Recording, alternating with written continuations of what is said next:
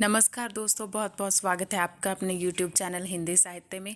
आज की वीडियो का हमारा जो टॉपिक है वह है सिद्ध साहित्य। पिछली वीडियो में हमने जैन साहित्य के बारे में पढ़ा था। आज की वीडियो में हम हैं जो सिद्ध साहित्य के बारे में पढ़ेंगे। सिद्ध सिद्ध शब्द से है जो अभिप्राय साधना में दक्ष साधक, जिसने विलक्षण सिद्धियां प्राप्त कर ली हों तथा अपनी मंत्र शक्ति से चमत्कार पैदा कर सकता हो, वह सिद्ध कहलाता है। सिद्ध शब्द का जो प्रयोग है वह दो प्रकार से मिलता है। पहला प्रयोग एक विशिष्ट जाति के रूप में मिलता है और दूसरा प्रयोग ऐसे विशेष लोगों के लिए किया गया है जो योग अथवा तपस्या के द्वारा है, जिन्होंने सिद्धि प्राप्त कर ली हो या मुक्त दशा को है जो प्राप्त हो चुके हों। सामान्य रूप से जो चमत्कार पूर्ण अलौकिक शक्तियों द्वारा सिद्धि प्राप्त करने वाले साधक ही सिद्ध कहलाते हैं। तो चलिए देखते हैं आगे। सिद्ध धर्म की दो शाखाएं हैं, हीनयान और महायान। महायान को ब्रजयान भी कहते हैं, वज्रयान भी कहते हैं। वज्रयान को ही सिद्ध कहा गया है। तो जैसे कि बौद्ध धर्म है, उसकी दो शाखाएं थी, हीनयान और महायान। आगे जो महायान को ही जो है वज्रयान भी कहते हैं। वज्रयान को ही सिद्ध कहा जाता है। जो ये वज्रयानी हुए हैं उन्हें ही है हम जो सिद्ध कहते हैं। सिद्धों द्वारा लिखे गए उपदेश संग्रह या वाणी संग्रह को सिद्ध साहित्य कहते हैं। सिद्धों द्वारा जो उपदेश और वाणी संग्रह है उनको ही है जो हम सिद्ध साहित्य कहते हैं। इन्होंने बौद्ध धर्म के वज्रयान तत्व का प्रचार करने के लिए जो साहित्य जन भाषा में लिखा वह सिद्ध साहित्य कहलाया। इन्होंने है जो बौद्ध धर्म के वज्रयान का प्रचार करने के लिए जो साहित्य है जो जन भाषा में लिखा है वही सिद्ध साहित्य कहलाया है। वज्रयान का केंद्र श्री पर्वत है। इसका जो केंद्र रहा है वह है श्री पर्वत। सिद्धों के साहित्य की भाषा संध्या भाषा है। जो इन्होंने सिद्धों ने अपने साहित्य के लिखने के लिए भाषा का चुनाव किया है, इनकी भाषा जो है संध्या भाषा है। यह जो भाषा है अपभ्रंश और देसी भाषा का है जो मिश्रित रूप है। मुनि अदय ब्रज ने सिद्धों की भाषा को संध्या अथवा संध्या के नाम से पुकारा है, जिसका अर्थ होता है कुछ स्पष्ट कुछ अस्पष्ट। तो जो यह संध्या भाषा है इसका अर्थ बताया गया है कुछ स्पष्ट और कुछ अस्पष्ट। ये जो भाषा है यह अंतर साधनात्मक अनुभूतियों का संकेत करने वाली एक भाषा है। कबीर आदि निर्गुण संत हुए हैं जो उन्होंने इस भाषा शैली को है जो उल्टबासी कहा है। सिद्ध साहित्य बिहार से लेकर असम तक फैला हुआ है।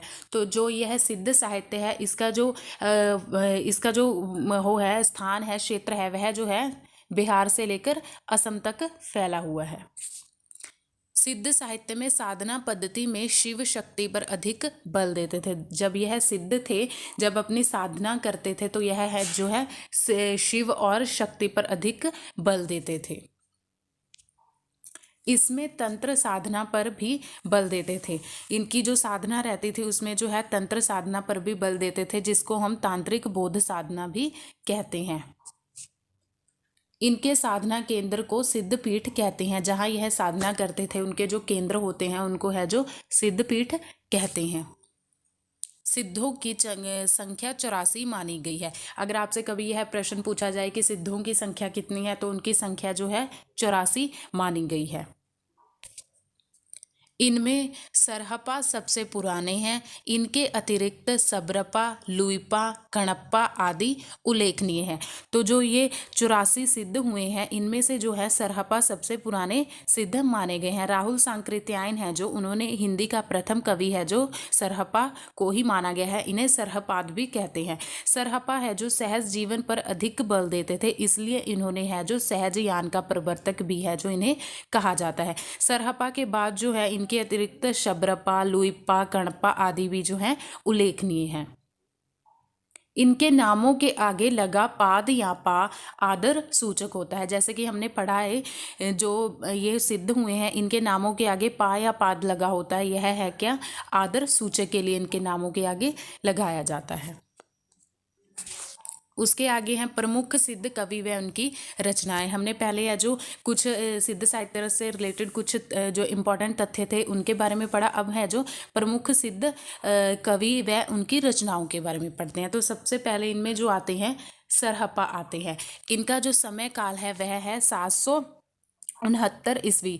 इनकी जो रचना है वह है दोहा कोश, इनकी रचना है। दोहा कोश की है जो 3 प्रतियां उपलब्ध हुई हैं। पहली प्रति में है जो 20 दोहे दिए गए हैं, दूसरी में 12 और तीसरी में जो है 4 दोहे ही दिए गए हैं। सरहपा की जो रचनाओं का संपादन है वह राहुल सांकृत्यायन ने है जो दोहा कोश नाम से किया था। ये जो दोहा कोश है यह अपभ्रंश भाषा में है जो लिखा गया है।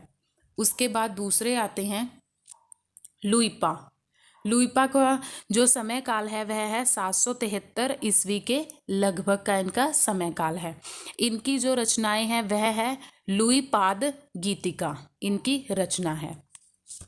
लुइपा के बाद आते हैं शबरपा। शबरपा जो थे यह सरहपा के शिष्य हुए हैं। इनका समय काल जो है 780 ईस्वी बताया जाता है। इनकी जो रचनाएं हैं सबसे पहली है वज्र योगिनी साधना, उसके बाद है चर्यापद। चर्यापद है जो इनकी अवहट भाषा में लिखी गई रचना है। उसके बाद नेक्स्ट है कण्हपा। कण्हपा का जो समय काल है वह 820 ईस्वी के लगभग माना जाता है। इनकी एक रचना है वह है कण्हपाद गीतिका, इनकी रचना है कण्हपाद दीपिका। उसके बाद नेक्स्ट है डोम्बिपा। डोम्बिपा का जो समय काल है वह है 840 ईस्वी के लगभग। इनकी रचनाएं हैं योगचर्या, डोम्बी गीतिका और अक्षर द्वीपकोश उपदेश। अक्षर द्विकोप उपदेश, योगचर्या और डोम्बी गीतिका इनकी रचनाएं हैं। 3 रचनाएं हैं इनकी। उसके बाद आते हैं दारिकपा। दारिकपा का है जो इनकी रचना है महागुह्यो तदोपदेश, इनकी रचना है महागुह्यो तदोपदेश। उसके बाद आते हैं भूसुकपा। भूसुकपा की है बोधचर्यावतार। फिर आते हैं आर्य देवप्पा। आर्य देवप्पा की भी एक रचना है, इनकी रचना है कावेरी गीतिका। आर्य देवप्पा के बाद आते हैं कंवणप्पा। कंवणप्पा की जो रचना है वह है चर्या गीतिका। उसके बाद आते हैं कम्बलप्पा। कम्बलप्पा की रचना है असंबंध सर्ग दृष्टि, इनकी रचना है कम्बलप्पा की। उसके बाद आते हैं जालंधरप्पा। जालंधरप्पा के बाद जालंधरप्पा की जो रचनाएं हैं इनकी 2 रचनाएं हैं। पहली है भावनाक्रम, दूसरी है हुंकारचित। और अंत में आते हैं गुंडरिपा। गुंडरिपा की है जो रचना चर्या गीत है। तो ये तो था आज सिद्ध साहित्य से रिलेटेड कुछ इंपॉर्टेंट तथ्य, उनके बारे में कुछ जानकारी, और उसके बाद हमने पढ़ा प्रमुख सिद्ध कवि और उनकी रचनाएं। उम्मीद करती हूँ आपको आज की वीडियो अच्छी लगी होगी। मिलते हैं एक नई वीडियो के साथ, तब तक के लिए धन्यवाद।